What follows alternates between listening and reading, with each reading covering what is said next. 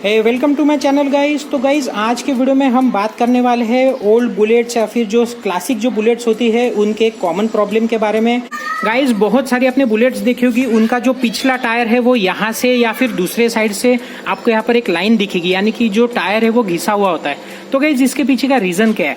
मेरे फ्रेंड के पास में एक बुलेट है जिसका जो टायर है वो एक साइड से घिस रहा था और वो मतलब उसे समझा ही नहीं कि उसके बुलेट का टायर घिस रहा है। एक बार हम ऐसी बातें कर रहे थे तो मेरा ध्यान गया, तो मैंने बोला कि यार तेरे बाइक का जो टायर का जो अलाइनमेंट है व्हील का वो ठीक से नहीं है, उसकी वजह से जो बुलेट का जो टायर है वो घिस रहा है। तो उसके बाद में गाइज मैंने उसका सोल्यूशन बताया उसको कि क्या करना चाहिए। तो गाइज आज हम उसी टॉपिक पर बात करें।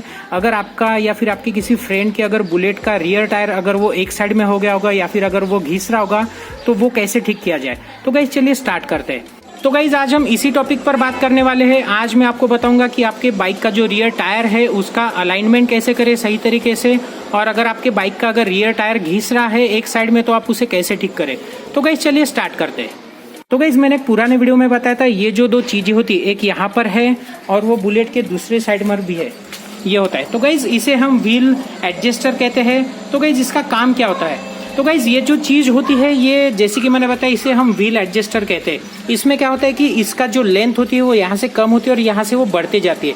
तो गाइज इसका यूज ये होता है कि अगर आपके बुलेट को अगर आपको चेन टाइट करनी है तो इसको आप इस साइड में रखो, ये जो डिस्टेंस ज्यादा है यहाँ पर आप रखो, तो क्या होगा कि आपका जो व्हील है वो थोड़ा पीछे आ जाएगा और उससे क्या होगी कि आपकी जो चेन है वो टाइट होगी। बट गाइज आपने एक चीज का ध्यान रखना है कि आप ये जो जिस आप पॉइंट पर रख रहे हो आपने दूसरे साइड में भी सेम पॉइंट पर रखना है। अगर आप ये डिफरेंट पॉइंट पर रख रहे हो तो क्या होगा, आपकी बाइक का जो टायर है वो टेढ़ा होगा। तो टायर घिसने की जो बात मैंने कही वो इसी रीजन से हो रही थी।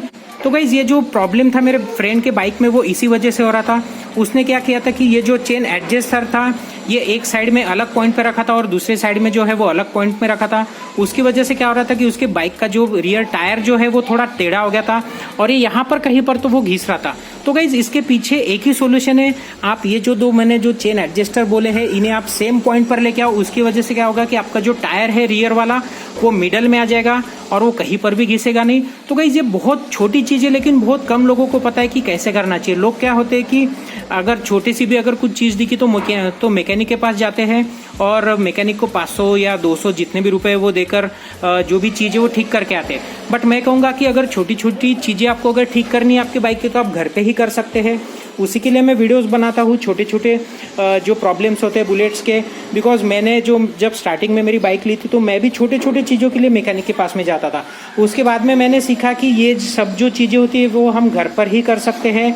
और दो चीज़ें होती है इसके पीछे की, एक तो आपको नॉलेज आ जाता है आपके बाइक के बारे में, दूसरी चीज़ होती है कि आपका पैसा भी बचता है। तो गाइज ये व्हील अलाइनमेंट ठीक से है कि नहीं आप कैसे चेक करोगे? उसका एक ही सॉल्यूशन है, आपको आपके बाइक के पीछे जाना पड़ेगा और आपको देखना पड़ेगा कि आपकी जो बाइक का जो टायर है वो सही लगा है कि नहीं। आप देख रहे हो कि मेरी जो बाइक है उसका टायर जो है वो सेंटर में है, क्योंकि मेरा जो बाइक का जो व्हील अलाइनमेंट है वो मैंने सही से किया है। तो आई होप गाइज मेरा वीडियो आपको पसंद आएगा। Please like and subscribe my channel.